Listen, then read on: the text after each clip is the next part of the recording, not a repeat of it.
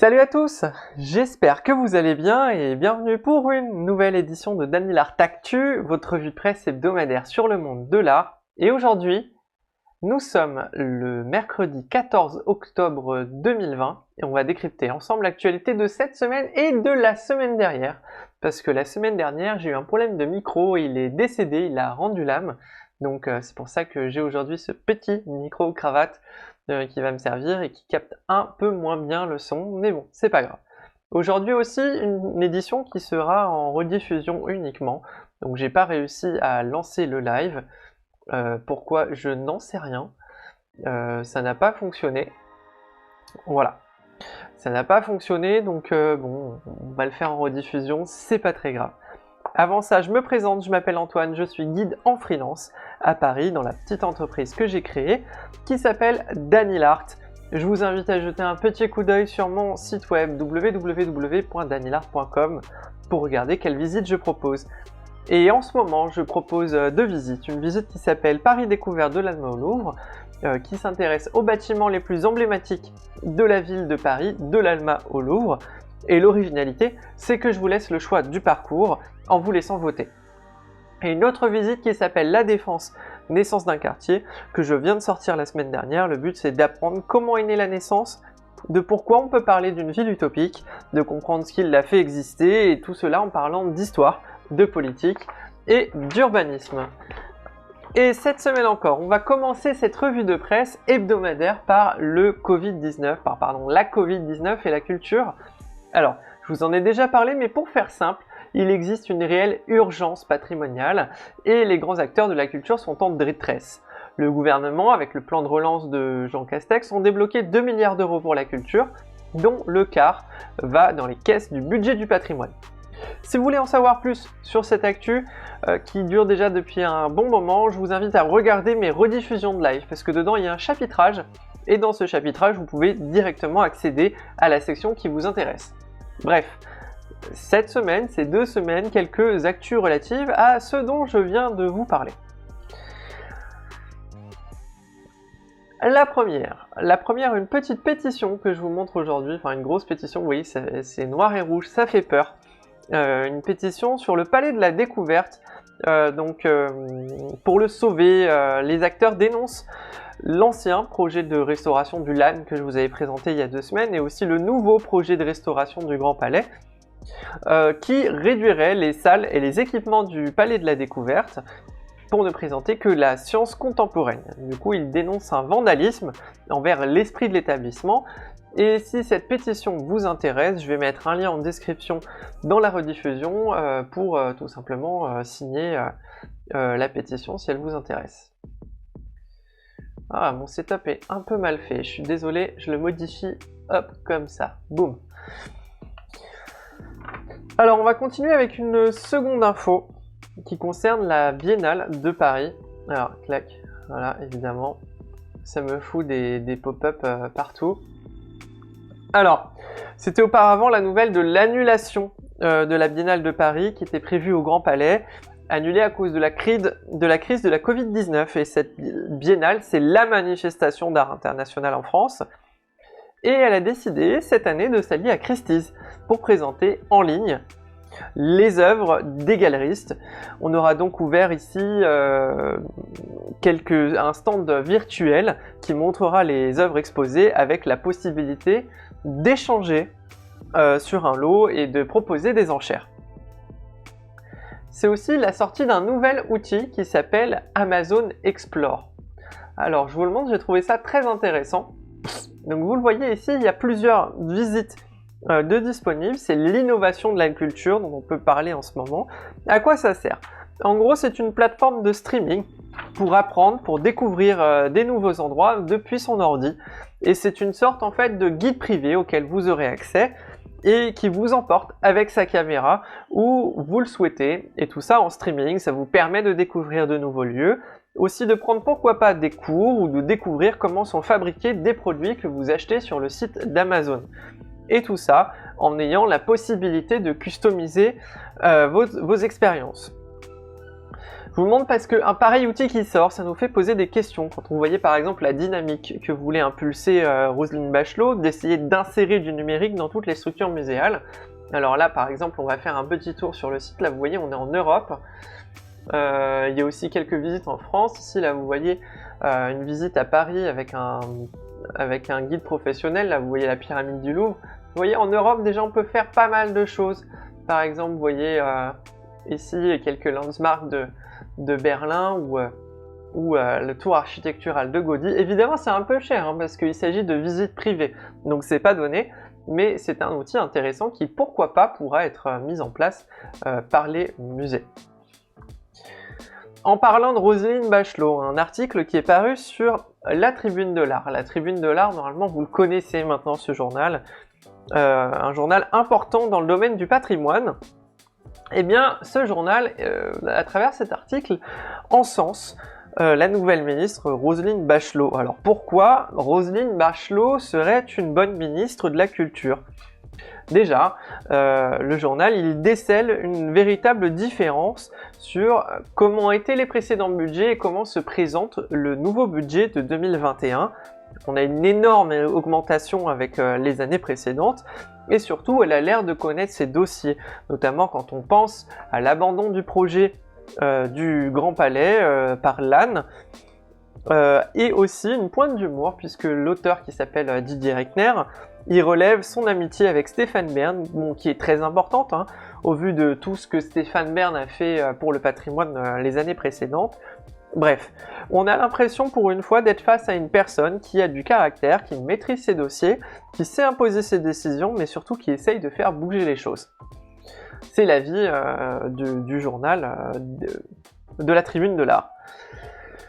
Un autre petit article assez intéressant sur Clermont-Ferrand.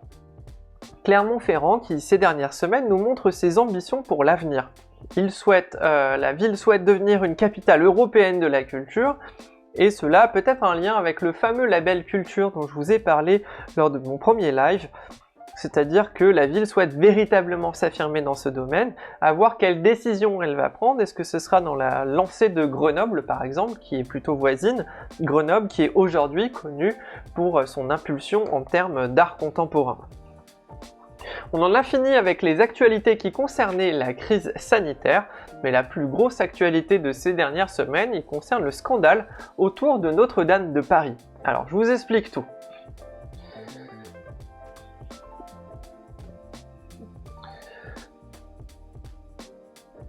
Comme vous le voyez, c'est 825 millions d'euros qui ont été recueillis, donc vous le savez, hein, pour la restauration de Notre-Dame de Paris, à cause de l'incendie, et 165 millions qui ont été immédiatement utilisés pour financer les premiers travaux d'urgence. C'est-à-dire la sécurisation de Notre-Dame, la sauvegarde de Notre-Dame, la conservation immédiate des lieux, mais cette semaine, la Cour des comptes s'intéresse justement du bon emploi de l'argent public, et elle a publié un bilan qui est pas fameux, qui force à reconnaître la non-transparence sur l'utilisation de ces dons et sur le financement de l'établissement public en charge de la maîtrise d'œuvre de la restauration. Il demande donc aux autorités une clarification, c'est-à-dire d'avoir plus de transparence, et c'est donc l'établissement public de la maîtrise d'œuvre de la restauration de Notre-Dame qui est au cœur du litige. Et pourquoi ce bilan ? Pour qu'il y ait plus de transparence, plus de confiance aussi envers les donateurs qui ont donné évidemment pour respecter les promesses qu'on leur a fait concernant la restauration de cet édifice. Et vous le voyez ici aussi un article de la Tribune de l'Art dans ce domaine. Elle dénonce les carences du ministère de la Culture, le manque de commission parlementaire, puisqu'il n'y a aucune enquête parlementaire qui a été effectuée sur le départ de l'incendie. Jamais personne n'a trouvé cela utile. Et la Cour des comptes d'ailleurs rejoint les opinions du journal sur ce point-là et constate qu'aucun recours d'expérience n'a été conclu durant l'incendie du 15 avril 2019. Désolé, la sonnerie du portable qui a sonné, j'ai oublié d'éteindre mes notifications. Hop. Et qu'est-ce que j'ai raconté ? Oui, aussi, autre point commun dans les dénonciations, celui que les donations étaient faites pour une restauration et non pas pour faire fonctionner un établissement public. Et quel est le problème là? C'est que l'établissement public, ça donne davantage de pouvoir, davantage de mainmise à l'État, et non plus aux spécialistes qui, d'habitude, règlent ce genre de problèmes patrimoniaux. Une autre grande actu de la semaine qui débute pour plusieurs semaines, je pense, la mairie de Paris qui annonce le lancement d'un débat pour l'esthétique de Paris. Alors vous allez voir que ça, c'est une chose qui est très intéressante puisque, vous le savez, Twitter, il y a beaucoup de drama. Et donc, évidemment, c'est l'annoncement d'énormément de drama sur Twitter avec des articles qui vont arriver parce que Anne Hidalgo, elle n'est pas très aimée dans le domaine du patrimoine à Paris. Alors, génial. Voilà. Donc, vous le voyez, hein, un article de Le Monde, elle lance ce débat parce qu'elle souhaite lancer des grands travaux d'urbanisme et ça passe donc par une mise à jour en matière d'esthétique. Par exemple, on a le sujet de la végétalisation des rues qui revient sur la table ou celle de l'inspiration des immeubles haussmanniens. Et l'objectif, selon la mairie, d'aboutir à un manifeste pour une nouvelle esthétique parisienne qui serait appliquée avec des nouveaux mobiliers urbains dès septembre 2021. Mobilier urbain, ça veut dire par exemple des bancs, des réverbères, des kiosques à journaux, des choses de ce style.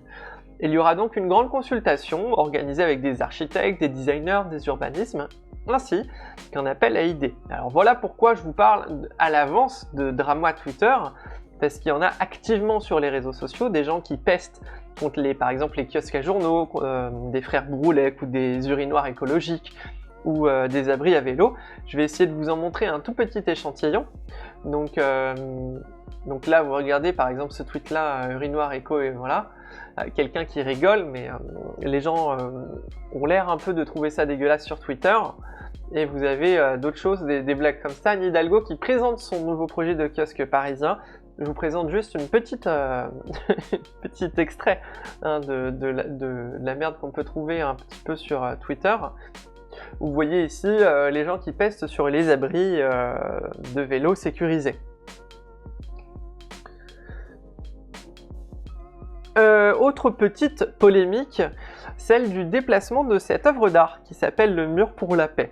Alors qu'est-ce que c'est cette œuvre d'art? C'est un monument qui a été élevé durant l'année 2000 sur le Champ de Mars. Champ de Mars devant l'école militaire, donc un symbole de guerre. C'était un monument pour la paix qui est réalisé par Clara Alter et Jean-Michel Wilmotte, que vous devez connaître maintenant si vous êtes allé à ma visite de Paris découverte de l'Alma au Louvre. Ce monument, en quelques mots, c'est un grand mur de verre sur lequel le mot paix est écrit dans 48 langues différentes et largement inspiré aussi du mur des lamentations de Jérusalem, puisque les visiteurs, ils peuvent laisser un message de paix via le site web du monument et lesquels messages s'affichent sur les écrans qui sont installés dans le monument.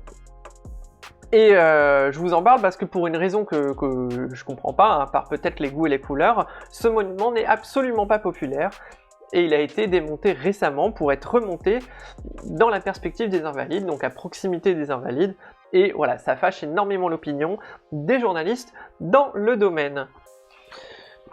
On va continuer aussi avec une nouveauté qui est liée au Conseil de Paris avec ses aménagements donc de Paris et de Anne Hidalgo. Les élus EELV, donc écologiques, qui plébiscitent une réouverture de la Bièvre. Alors pour ceux qui ne savent pas ce que c'est que la Bièvre, c'était une rivière, un affluent de la Seine qui traversait Paris, à peu près de l'emplacement de la butte aux Cailles au sud jusqu'au niveau du pont de l'Archevêché, c'est-à-dire à côté de l'île de la Cité, et qui a été complètement comblée au 19e siècle. Mais la Bièvre, elle existe toujours en réalité, puisqu'elle coule dans nos égouts, du 13e au 5e arrondissement. En plus, l'eau est de très bonne qualité, et c'est pour ça que les élus EELV pensent que la réouverture de ce cours d'eau serait une bonne idée pour notamment apporter à Paris plus de fraîcheur et plus de biodiversité. Alors ça n'a pour l'instant rien de concret parce que c'est juste une idée qui a été amenée sur la table et pour la réaliser, il faut d'abord faire une étude de faisabilité. En tout cas, c'est peut-être quelque chose que vous verrez dans quelques années bientôt à Paris, la redécouverte de cette rivière enfouie depuis plus d'un siècle. Et dans le domaine, je vous ai parlé aussi d'appel à idées de la part de la mairie de Paris. sur ce nouvel esthétisme de Paris. On a déjà un article de la SPPEF qui vient de paraître avec des propositions pour la mairie de Paris. Alors par exemple, il souhaite la protection des immeubles patrimoniaux remarquables, avec un plan de sauvegarde de mise en valeur, en refusant systématiquement l'utilisation d'établissements publics. Donc ça évidemment, ça fait référence à Notre-Dame, ça fait référence aussi aux Jeux Olympiques. Ils veulent aussi arrêter de végétaliser par végétaliser. Ça, c'est une grande critique qu'ils font envers Anne Hidalgo, qui trouve qu'elle a cette posture écologique, mais qu'elle ne fait pas les choses véritablement. Ils veulent aussi réduire la publicité publique, c'est-à-dire au travers des panneaux publicitaires, et évidemment le grand chantier de restaurer les églises. Et cette dynamique, d'ailleurs, elle commence tout doucement, puisque la ville de Paris est partie en guerre, là vous le voyez dans le titre, contre les publicités installées dans les espaces privés, pas publics, hein, privés, on y va doucement. Privés et visibles depuis la rue, et donc avec 213 € d'amende par jour qui pourront être faites contre les personnes privées qui affichent comme ça des panneaux publicitaires. Cette semaine aussi, on va faire un point sur les restitutions qui sont à l'actualité avec le jugement pour tentative de vol qui arrive contre 5 militants panafricains du groupe UDC pour Unité, Dignité, Courage. Je vous en parle rapidement.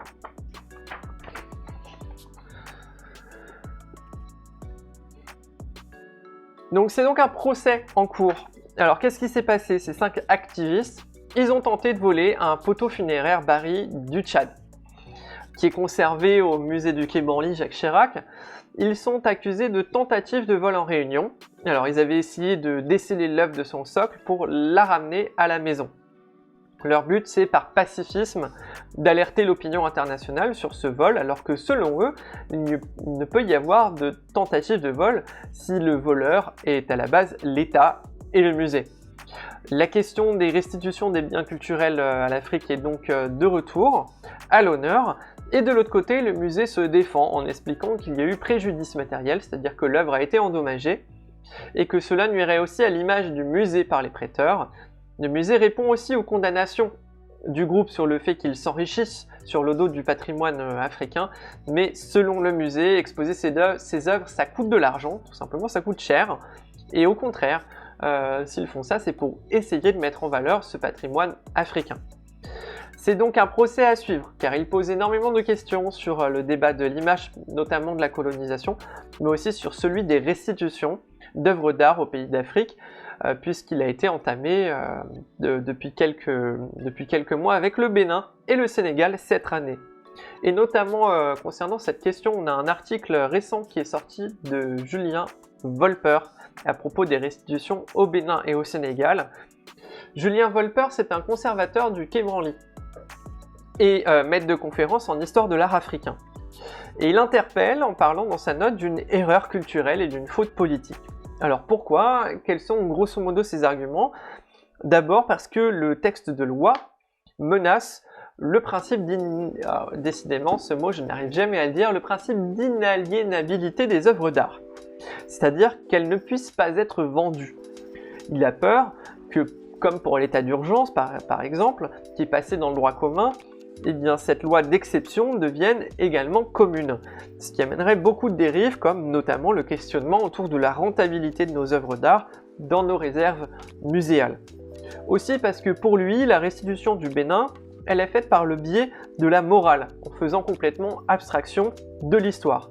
Car ces 26 objets restitués, ils font partie de la collection d'un donateur afro-européen qui avait été général lors d'une campagne de Dahomey, qui est donc considéré comme colonialiste, c'est ça ce qui pose problème, mais toujours, selon lui, le butin de guerre, c'est une pratique qui est autorisée par les lois et coutumes du Bénin. Et donc pour lui, c'est davantage une position politique menée par Emmanuel Macron pour céder aux revendications post-colonialistes et aussi pour faire bonne figure à l'opinion publique. Et ça, ce sont des propos qui sont aussi partagés par le journal Marianne, qui, vous voyez ici, a fait un article et grosso modo, ils en reparlent avec les mêmes arguments.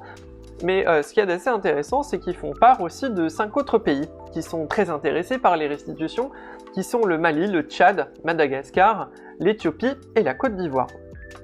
Ce qui représenterait, selon Roselyne Bachelot, quelques 13 000 œuvres d'art et objets de collection nationale française, et ce qui remet évidemment considérablement en question l'intérêt public du musée du Quai Branly Jacques Chirac. Donc voilà, un débat en ce moment qui est très intéressant.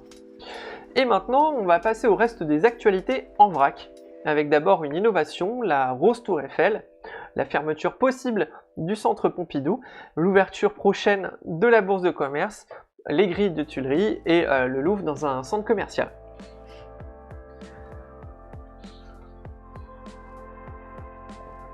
Hop, on va couper le son. Ah, génial, le son est déjà coupé. Alors vous voyez ici, c'est un petit documentaire qui a été fait par l'Incubateur du patrimoine en collaboration avec la SNCF. Et donc c'est une boîte qui s'appelle Mercurio Art. Donc vous voyez ici le fondateur qui est en train de parler. Un ingénieur qui travaille sur une solution de numérisation des objets très brillants. Ce qui serait très intéressant évidemment dans l'optique de numérisation des œuvres, des musées, qui est entamée avec les réflexions autour du confinement et aussi de la crise dans la culture. Donc voilà, une innovation qui est possiblement très intéressante et qui arrivera ces prochaines années. Vous avez aussi un petit événement qui est arrivé le mardi 29 septembre 2020, une petite fast news, la Tour Eiffel qui s'est parée de rose le soir du 1er octobre pour l'Octobre Rose, qui met à l'accent pendant un mois la lutte contre le cancer du sein. Et évidemment, ça met en valeur le combat des médecins, des chercheurs, ainsi que tous ceux qui sont engagés dans cette lutte. Bref, un joli coup de pouce pour ce combat.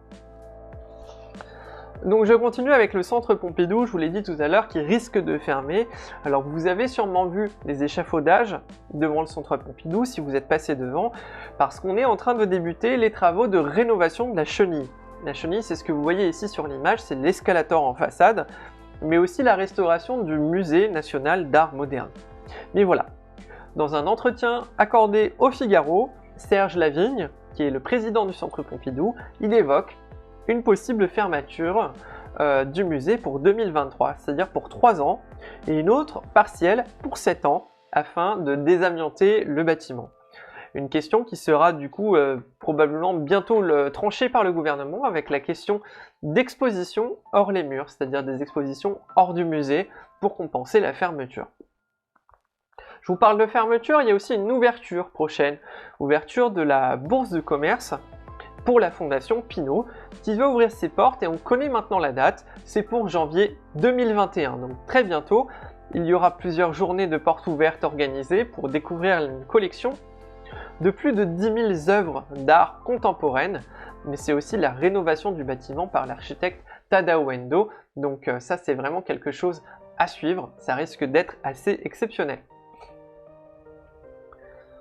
On continue aussi sur une question qui a posé problème ces derniers jours, notamment une préoccupation naissante sur les grilles en construction au jardin des Tuileries. À quoi servirait-elle? Peu d'informations officielles ne circulaient à son sujet et le Louvre, vous voyez, a enfin répondu ici. Donc qu'est-ce qui se passe? Fermer les grilles, ça servira pour certaines manifestations ou événements sportifs et culturels d'une grande ampleur. Voilà la réponse officielle. Alors du coup, la question se pose, est-ce qu'il s'agirait par exemple de l'inauguration du chantier fini de Tous Mécènes qui concerne les Tuileries et aussi possiblement de l'approche des Jeux Olympiques en 2024. Je continue aussi avec une news, une petite actu un peu rigolote. Donc là, vous voyez Laurent Deutsch qui se fait détruire par un tweet. Et voilà, c'est ça la magie avec Twitter, c'est que parfois quand tu es médiatisé et que tu racontes des conneries, et bah, tu te fais retoquer par beaucoup de monde. Et encore une fois, cette semaine, Laurent Deutsch nous raconte des conneries, comme vous le voyez sur ce tweet. Vous pouvez faire pause si vous voulez lire. Laurent Deutsch, il est notamment très connu pour un ouvrage qui s'appelle Métronome, qui a été un best-seller dans le domaine de la vulgarisation de la culture et de l'art, mais un ouvrage qui est très fortement condamné par les historiens.